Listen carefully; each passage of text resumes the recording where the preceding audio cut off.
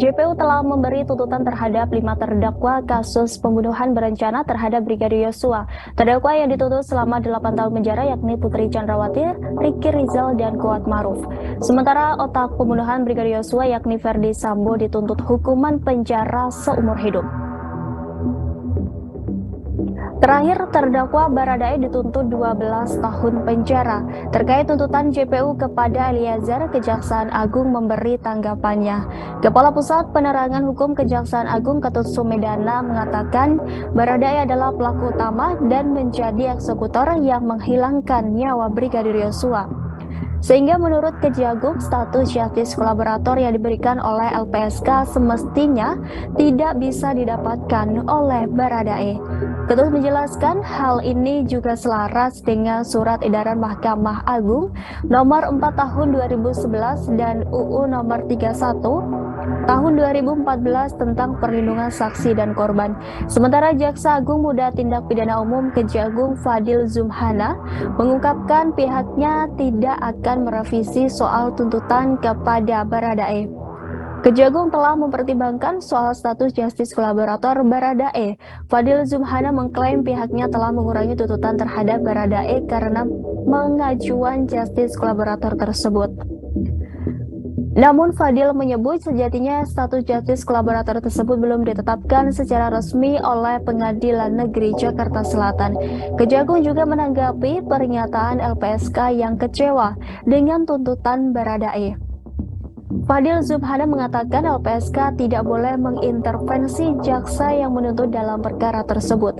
Kejagung pun berterima kasih atas peran LPSK yang melindungi terdakwa. Meski begitu, kata Kejagung, LPSK tidak berhak ikut campur dan mempengaruhi jaksa atas tuntutan Baradae. Selanjutnya, Kejagung merasa tidak ada yang salah dengan tuntutan terhadap terdakwa Baradae. Kejagung menyebut Baradae bukanlah orang pertama yang menguak fakta hukum kasus pembunuhan berencana terhadap Brigadir Yosua. Ketut Sumedana mengatakan keluarga Brigadir Yosua adalah pihak pertama yang menguak fakta kejadian pembunuhan berencana itu.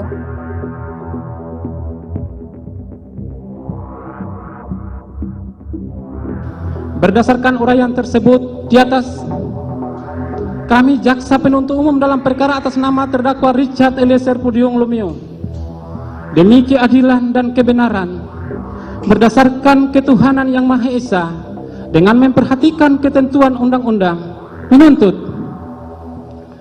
agar Majelis Hakim Pengadilan Negeri Jakarta Selatan yang memeriksa dan mengadili perkara atas nama terdakwa Richard Eliezer Pudium Lumiu memutuskan: 1. Menyatakan terdakwa Richard Eliezer Pudium Lumiu dengan identitas tersebut di atas terbukti secara sah dan meyakinkan melakukan tindak pidana merampas nyawa orang secara bersama-sama sebagaimana diatur dan diancam pidana dalam dakwaan primer melanggar pasal 340 junto pasal 55 ayat 1 ke 1 KUHP pidana. 2.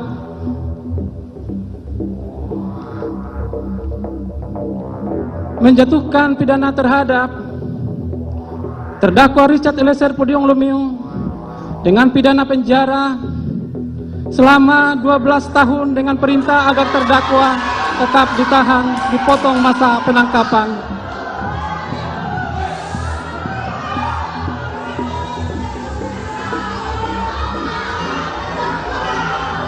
Mohon kepada para pengunjung untuk tetap tenang.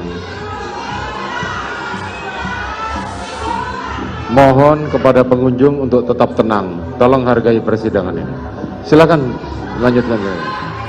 Menyatakan barang bukti berupa berdasarkan surat penetapan Pengadilan Negeri Jambi nomor 636 tanggal 26 Juli 2002 dikembalikan kepada yang berhak, yaitu saksi Pera Mareta Simajuntak